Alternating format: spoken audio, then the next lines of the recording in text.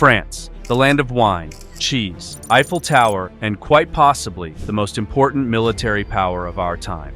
Now, I know what you're thinking. Wait, France? Don't they just surrender all the time? Ah yes, the old joke that refuses to die. But here's the truth. That stereotype is about as outdated as powdered wigs and guillotines. In reality, France is a military heavyweight, one with nuclear weapons, an aircraft carrier, a battle-hardened army, and a global reach that puts most of Europe to shame. And that's not just opinion, it's fact. France is the only European country with a nuclear triad, land, air, and sea-based nuclear weapons. It's got one of the world's most advanced fighter jets, the Rafale. It's got overseas bases on nearly every continent. And perhaps most importantly, it's got the political will to actually use them. If there's a crisis in Africa, the Middle East, or the Indo-Pacific, odds are France will be the first one there. Not with hashtags, not with strongly worded letters, with troops, tanks, and fighter jets. But how did we get here? To understand why France might be the West's most important military power, we need to rewind the tape. For centuries, France wasn't just a European state, it was the European state. From the 100 Years' War to the Napoleonic Wars, France was the great power of the continent, fighting, conquering, and shaping Europe more than almost any other country. Napoleon's Grande Armée marched from Lisbon to Moscow, shaking thrones and rewriting borders. Sure, it all collapsed spectacularly in the Russian snow, but not before France set the standard for modern military organization. Fast forward to the 20th century, and things get complicated. World War I left France bled white. World War II left it humiliated, conquered by Germany in just 6 weeks. And this, my friends, is where the surrender jokes were born. But while comedians were busy recycling the same punchline, France was busy rebuilding, and this time, they weren't just playing defense. Charles de Gaulle, the towering figure of post-war France, insisted that the country must never again be dependent on anyone. Not Britain, not NATO, not even the United States for its survival. So France built something extraordinary, its own independent nuclear deterrent known as the Force de Frappe. This wasn't just a vanity project, it was a statement. France would never be vulnerable again. If Moscow, Beijing, or anyone else wanted to test them, they'd be staring down the barrel of French nuclear warheads. And that independent streak has defined French military policy ever since. Today, France's nuclear arsenal includes air-launched missiles carried by Rafale fighters, submarine-launched ballistic missiles on its fleet of nuclear-powered subs, and a nuclear-capable carrier strike group. That's not just defense, that's global reach. France can project power across the world in a way that no other European state can. But here's the thing. It isn't just nukes. France has built a military machine that can actually fight conventional wars too. Its pride and joy, the Rafale fighter jet, has become one of the most respected aircraft in the world, with stealthy profiles, precision targeting, and combat experience in places like Libya and Mali. It's the kind of fighter that makes even the US Air Force nod in respect. The French Navy, anchored by the Charles de Gaulle carrier, can launch strikes across continents. Its submarines patrol silently, ready to strike at any moment. And the French Army? It's smaller than America's, sure, but far more battle-hardened than most of Europe's. French troops have spent the last 2 decades fighting insurgents in Afghanistan, terrorists in Mali, and ISIS in Iraq. And let's not forget the Foreign Legion. This isn't your average infantry. This is a brotherhood of men from every corner of the globe, hardened by brutal training and legendary discipline. When France needs someone to parachute into the middle of nowhere, it's the Legion that gets the call. If Hollywood ever needed a real-life action movie script, the Legion has been writing one for nearly 2 centuries. But here's the real kicker. France doesn't hesitate to use its military. While some nations agonize in parliament over whether to intervene, France simply acts. In 2013, when jihadist militants threatened to overrun Mali, it was French troops who swooped in to stop them. When Libya spiraled into chaos, it was French fighter jets that launched some of the first strikes. And when ISIS rose in Iraq and Syria, French warplanes were bombing them within weeks. France doesn't wait for permission, it just shows up. Now let's zoom out. What makes France truly unique is that it's not just a European power, it's a global power. Thanks to its colonial past, France still holds territories scattered across the planet, from the Caribbean to the Indian Ocean to the Pacific. That means French forces aren't just stationed at home, but in places like Djibouti, New Caledonia, Réunion, and French Guiana. These aren't just vacation spots with baguettes on the beach. They're strategically placed outposts that give France something most European countries lack: worldwide reach.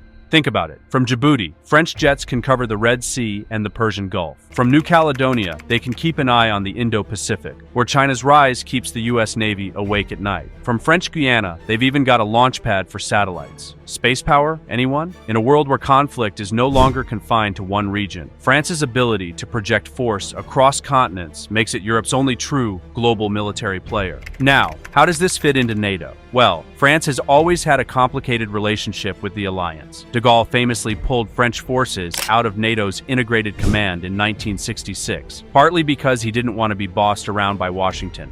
France only returned in 2009, but here's the thing. It never stopped being one of NATO's heavy hitters. In fact, France's independent streak makes it one of the most reliable allies when push comes to shove. Unlike Germany, which often hesitates, or Britain, which sometimes overpromises, France actually delivers. French troops have been deployed in the Baltics, patrolling NATO's eastern flank, and French jets are routinely scrambled for air policing missions. When NATO needs muscle, France is there. And in the grim scenario where NATO falters or the US decides to pivot fully to Asia, France would instantly become Europe's military cornerstone. Germany may have money, but it doesn't have nukes. Britain has nukes, but its military has been shrinking for decades. That leaves France as the only European state with the full spectrum capability to deter Russia, challenge terrorism, and even contribute to the Pacific balance of power. Let's put it bluntly. If America steps back, France steps forward, and that makes it the most important military power Europe has. But it's not just about firepower. France's forces are battle-tested in ways that most of Europe's aren't. Remember how the US learned hard lessons in Iraq and Afghanistan? France had its own version of that in Africa. French troops fought grueling campaigns in the Sahel, hunting jihadist groups across Mali, Burkina Faso, and Niger.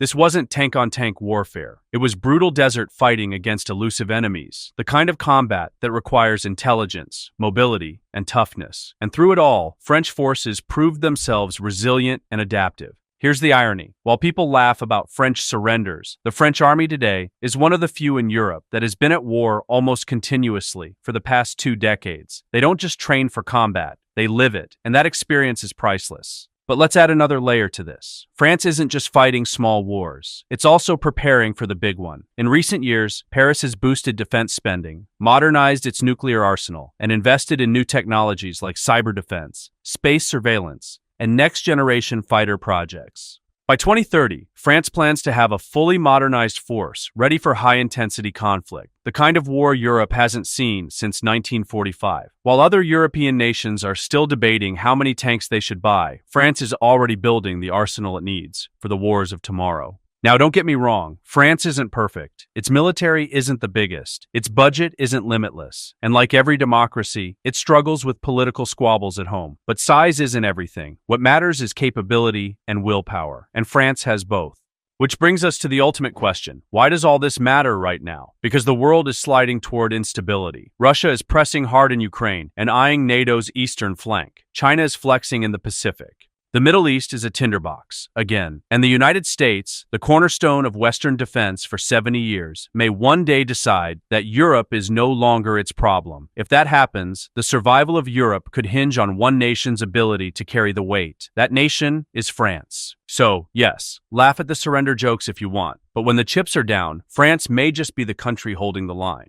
So, let's paint the picture. Europe in crisis. Russia pushes west. NATO falters. America is distracted in the Pacific, and the continent suddenly finds itself staring down the nightmare it thought was banished in 1945. Who stands tall? Who has the nukes, the carriers, the battle-ready troops, and the global footprint to hold the line? Not Berlin, not London, Paris. Because here's the truth. France has quietly become the backbone of Europe's defense. It doesn't advertise it with chest-thumping parades like North Korea. It doesn't obsess over raw numbers like China. Instead, it has built something far more practical, a balanced, deployable, and combat-tested force that can deter the strong and crush the weak.